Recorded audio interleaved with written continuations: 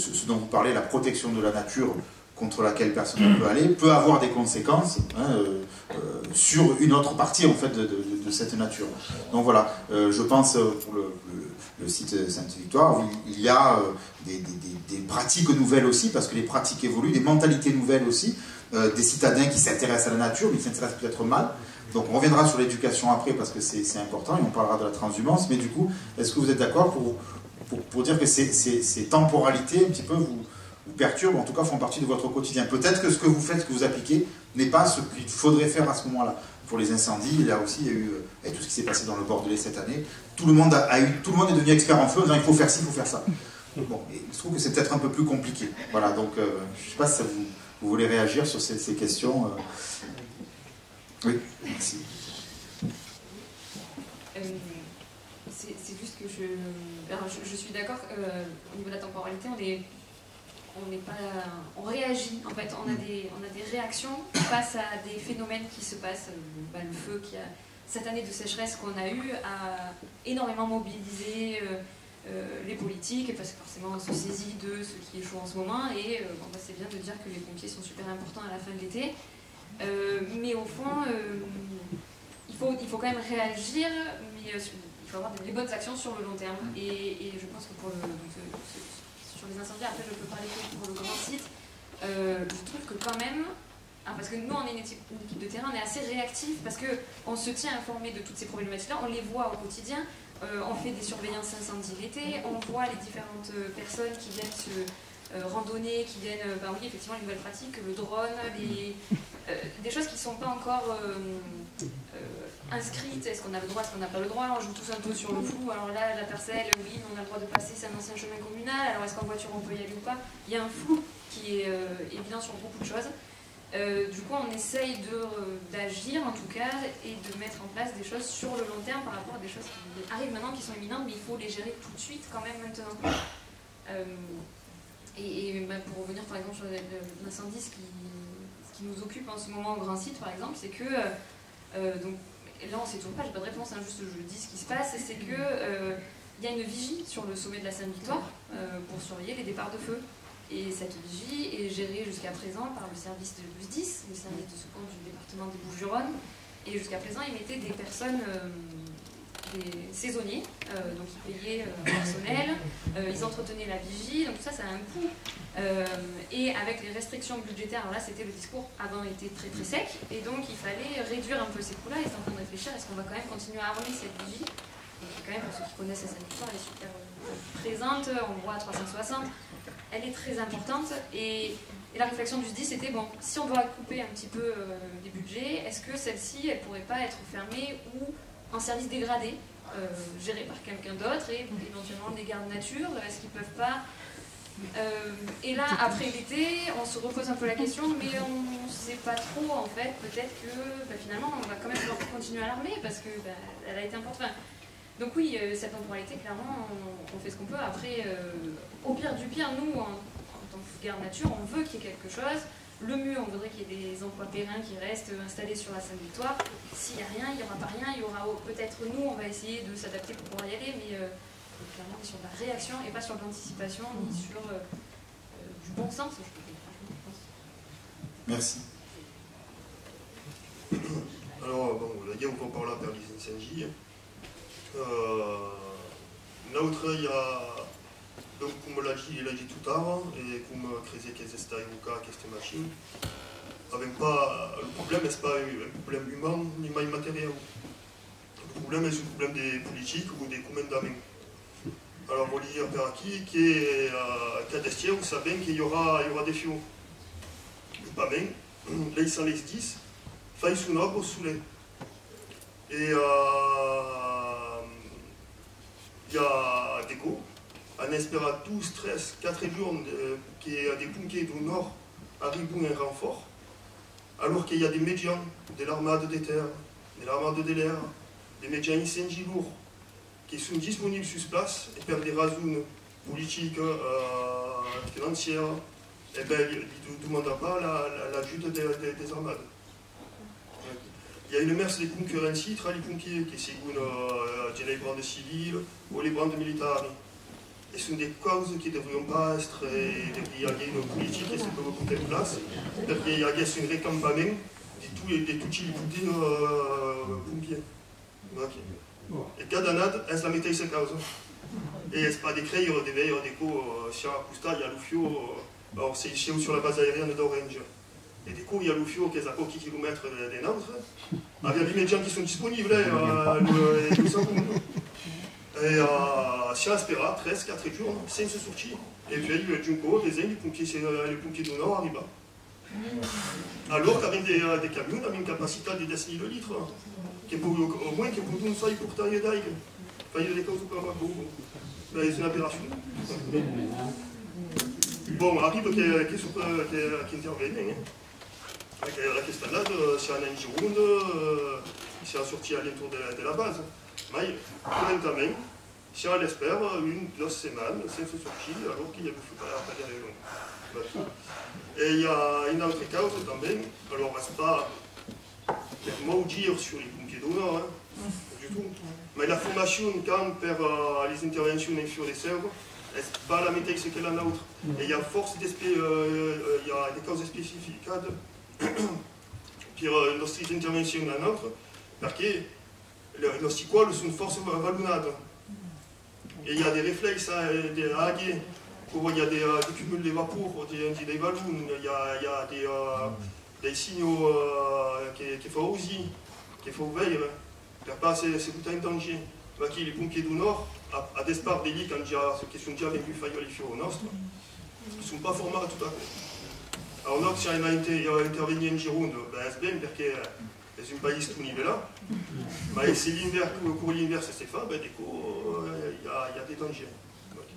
Merci. Pour les pompiers du Nord, ce serait bien d'intervenir sur les feux en Camargue, parce que c'est tout plat, mais bon, les feux en Camargue, l'humidité, ça marche pas trop quand même. Ça marche pas trop. On a pas mal parlé donc, de réglementation, de contraintes, de régulation. On va parler d'éducation, puis de parler de culture. Pour l'éducation, monsieur Molinar, vous parlez de la maison de la transhumance et justement de cette éducation, de la formation aussi. Avant de parler d'éducation ou de formation ou d'échange, parce que pour moi l'éducation, ça passe par un échange. Il faut que le message passe. Et donc il faut qu'il soit échangé et pas simplement lancé. Il faut qu'il y ait un récepteur réceptif. Mais avant d'en parler, je voudrais rebondir 2 minutes sur le loup. Bien sûr. J'aurais pas osé le dire, comme l'a dit mon voisin, parce que quelquefois ça fait des vagues. Mais il a raison de le dire comme ça quand même.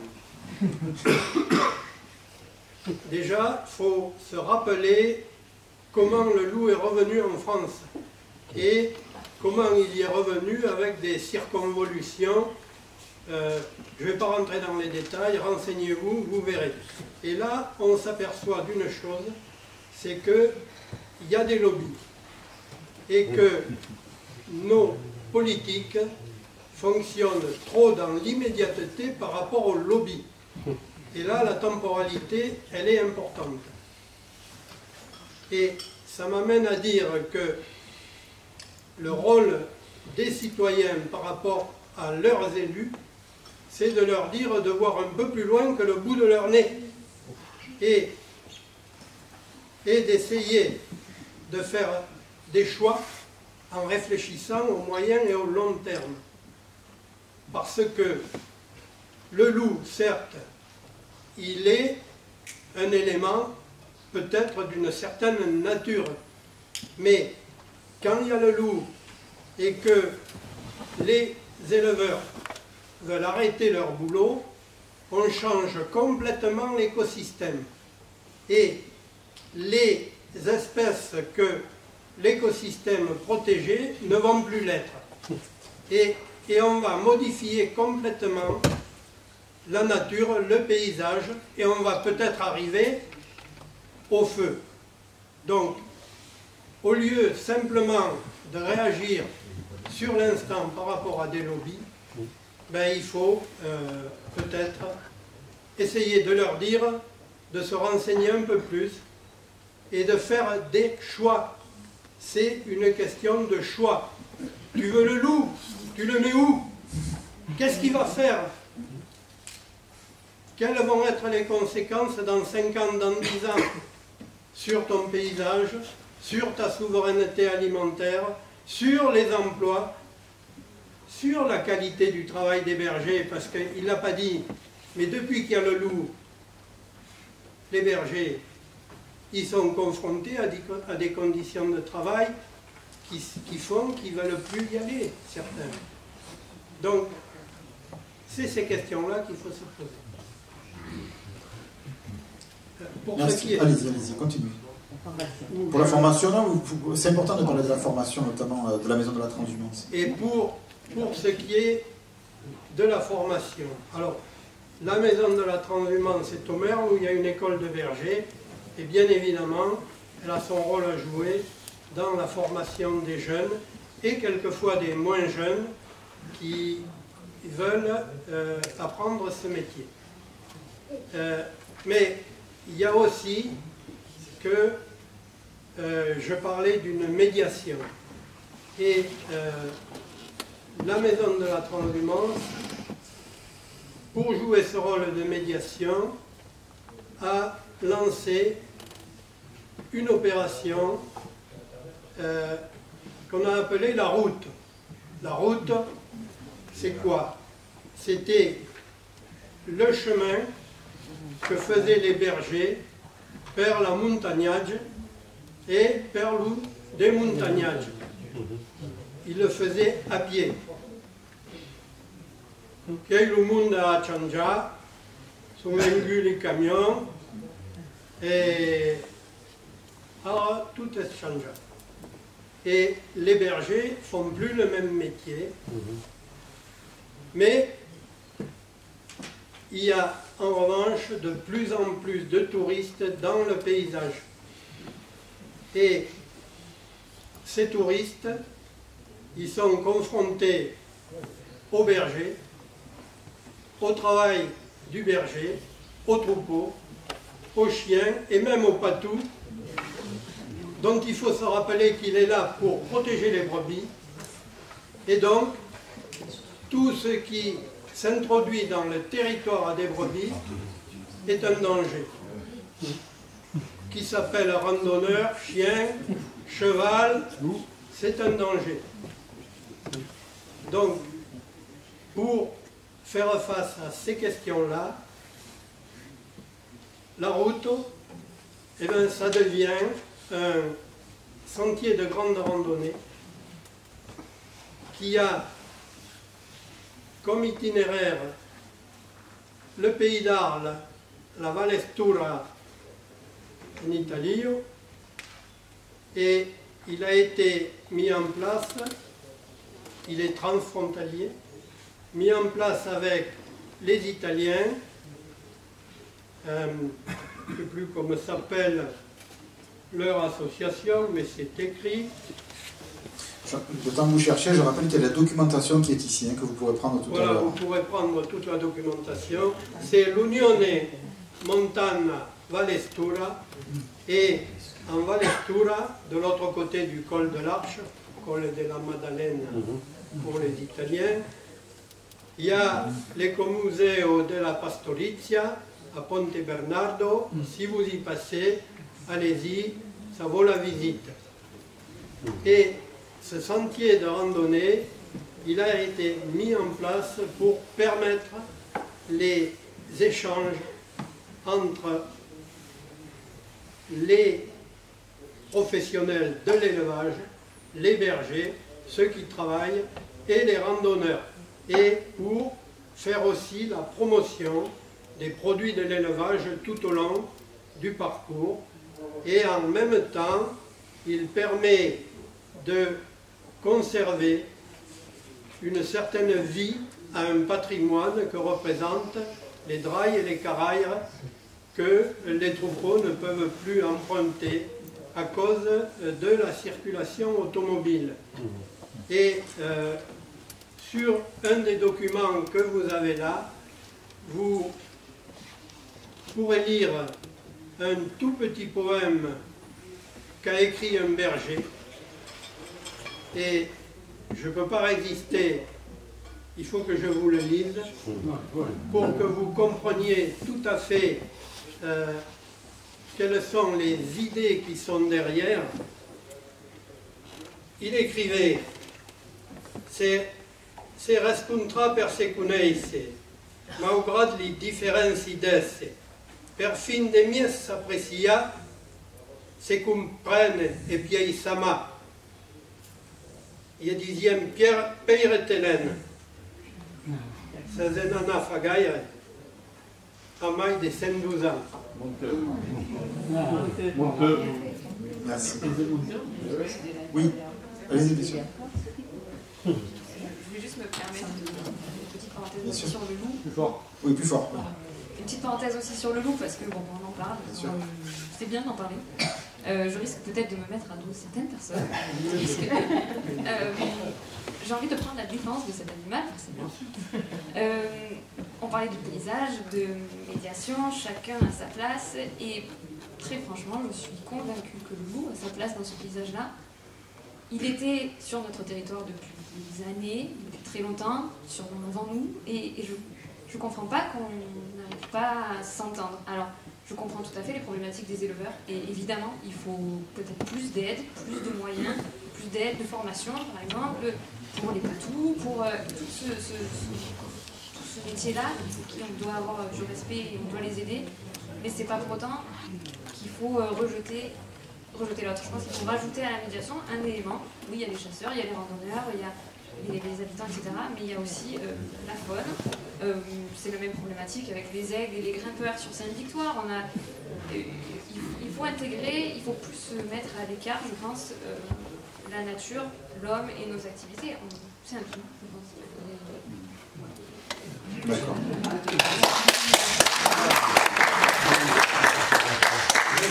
Je suis d'accord avec ce qui vient d'être dit, sauf que jusqu'à maintenant, on n'a pas réussi à mettre ensemble les gens qui travaillent sur les troupeaux et ceux qui travaillent sur un environnement avec le loup pour qu'ils arrivent à construire ensemble quelque chose de viable.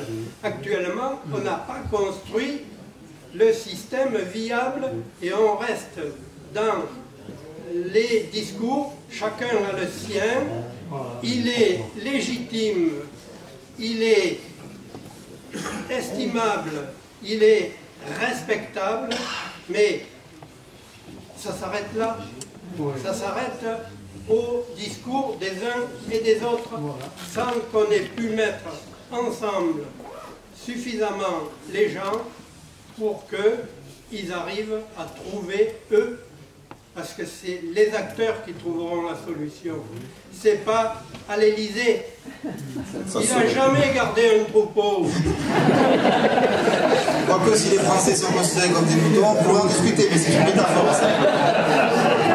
C'est une métaphore. Ah oui. Avant de laisser la parole à l'assistance qui a sûrement de nombreuses questions, je voudrais quand même dire un mot chacune sur la place de la langue dans tout ça, même si c'est un petit peu transversal. Mais derrière ces espaces, derrière ces territoires, il y avait, où il y a encore, où il y a à nouveau de la langue dans les activités, dans la terminologie, dans les termes techniques. Et pour l'espace, pour le site de Sainte-Victoire, on en discutait tout à l'heure tous les deux, voilà, est-ce qu'il serait possible, par exemple, qu'il y ait une présence plus forte de la langue, ne serait-ce que pour décrire la faune, la flore et faire de l'éducation. Donc voilà. Alors oui, effectivement, aujourd'hui, il n'y a pas grand-chose de fait au sein du Grand Site Poker Sainte-Victoire. Même si, alors après c'est très personnel, c'est que je pense qu'il faut...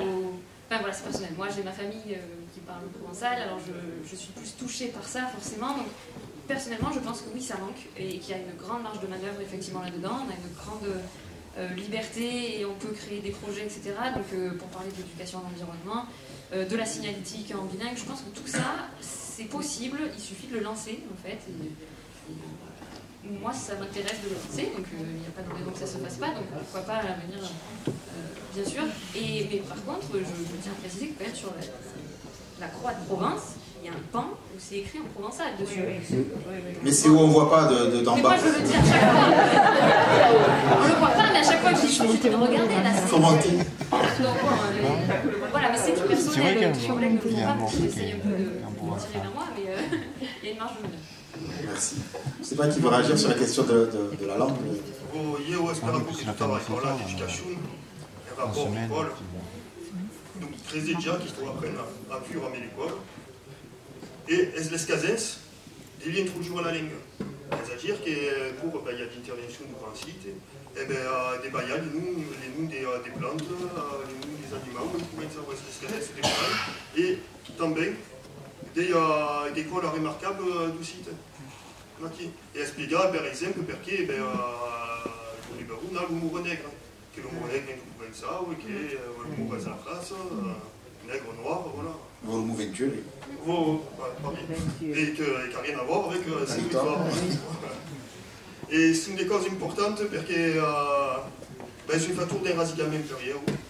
Déjà, pour poder donner des noms équals, eu știi acolo, trebuie moment de libaia în nu, a nu știi acolo, de nu știi acolo.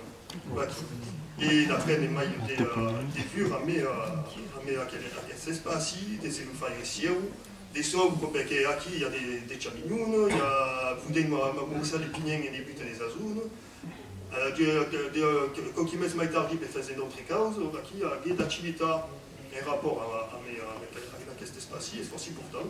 Et ils sont facteurs des mailles, des razaki. On ne peut pas lui dire.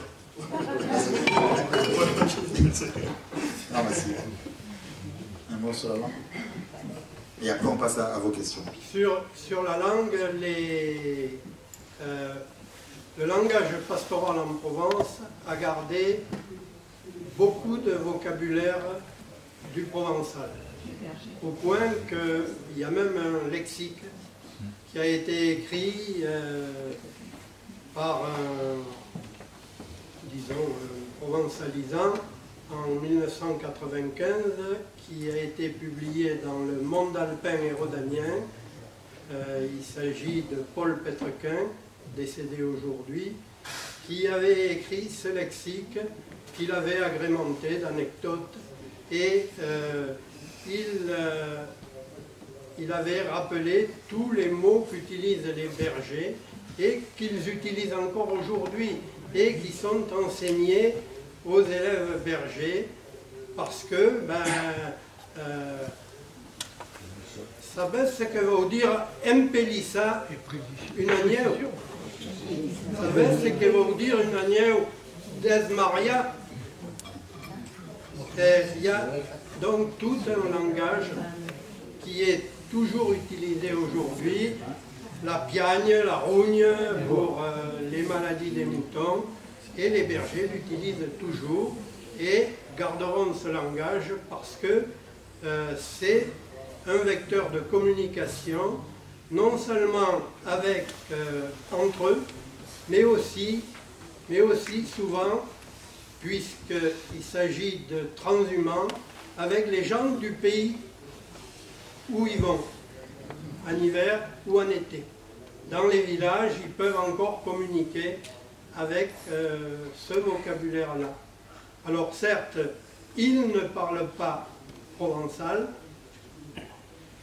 Je veux dire que au plan grammatical et puis la syntaxe est française, mais le vocabulaire est resté provençal. Merci. La rougne, c'est aussi la colère. La rage, on est d'accord à avoir la rougne, mais la rougne, c'est ça aussi. Tout à l'heure, vous avez parlé de votre colère. Ça fait une bonne transition pour vous donner la parole, pour terminer sur la langue peut-être, et après on passe aux questions. Moi, c'est limité. C'est le Grand de Pitié, je ne le parle pas, je le comprends, je me régale à l'écouter, mais je ne le parle pas. C'est bien dommage, mais quand même, j'habite le Jas des Vallons. Le Jas, c'est la bergerie, et on l'a baptisé comme ça.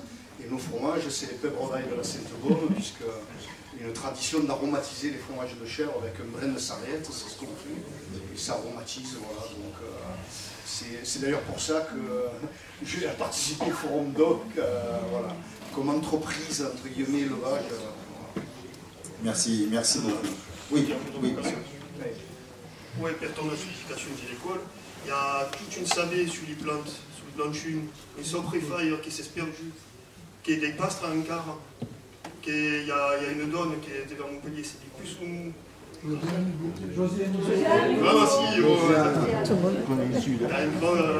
grande savait sur l'utilisation des plantes, il y a la scasens des trucs du raccord também, qui l'approche d'école, qui faisait qu'il y a cocaré à faille, des travailleurs tradicites, et les pastres, et avec des conclusions.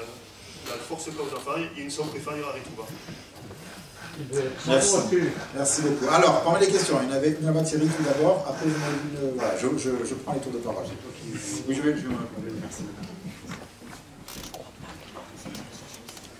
Bon, les anciens disaient parle-nous, se retrouve dit l'ombre des Frédéric Mistral, donc ça veut dire défends-toi du loup. Alors, dans qu'est-ce qui se passe, Montes, la mort parade, où est le danger aujourd'hui? On avait gagné par là, des étaient un peu. Il y a l'heure du changement climatique, et là, qu'est-ce qui se passe? Qu'est-ce la responsabilité anthropique, Mike et Mike. Et donc, le danger majeur, c'est peut-être pas ce loup qui est revenu de manière naturelle ou pas. J'étais l'ami de René Burle, qui était le président de France Loup, qui était aussi un éleveur. Il avait des chèvres dans le Bas-Verdon. Bon, d'une ayant dit, est-ce vous burlez car rêvait cette phrase Loulou? Est-ce pas une réintroduction naturelle? Il faut dire que des impayes, les années de bétante, il y a per décennie 0,4 degrés de mai de riscalfament en France, c'est-à-dire des impayes une trentaine d'années à quasi 1,5 degrés de mai. Donc, la responsabilité d'accord, comme elle se fasse médiatiser sous les gaz d'effet de serre, qui sont d'origine anthropique, et donc les talons de ces gaz sont des gaz carboniques, et avec gars par là, dans ce mot parade, qu'est-ce qu'on regarde, ce danger qui est généré par ces quads d'agrément qu'on voit dans la montagne, ces 4x4 où on voit un conducteur tout seul qui monte sur des chemins forestiers, comme j'étais hier dans le pays.